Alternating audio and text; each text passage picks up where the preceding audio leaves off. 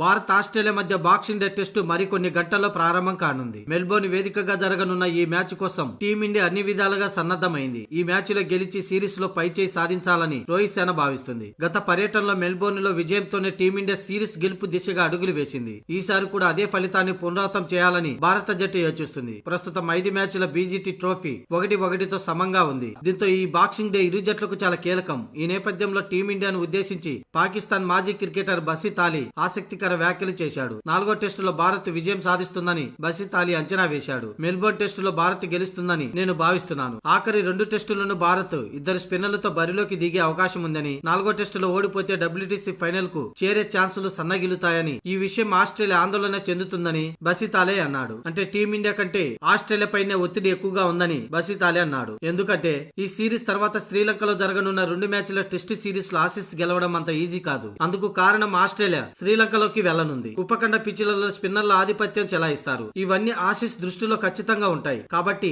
ఈ ఒత్తిడిలో ఆస్ట్రేలియా భారత్ తో జరిగే చివరి 2 టెస్టుల్లో తప్పులు చేసే అవకాశం ఉందని, దీన్ని టీమిండియా సొమ్ము చేసుకోవాలని బసిత్ అలీ అన్నాడు. అయితే బ్రిస్బేన్, అడిలైడ్ లో బ్యాటర్లు చేసిన తప్పిదాలు మెల్బోర్న్ లో కూడా రిపీట్ చేస్తే భారత్ కు కష్టాలు తప్పవు అని బసిత్ అలీ అన్నాడు. కాగా భారత కాలమాన ప్రకారం గురువారం ఈ 4వ మ్యాచ్ ఉదయం 5 గంటలకు ప్రారంభం అవుతుంది.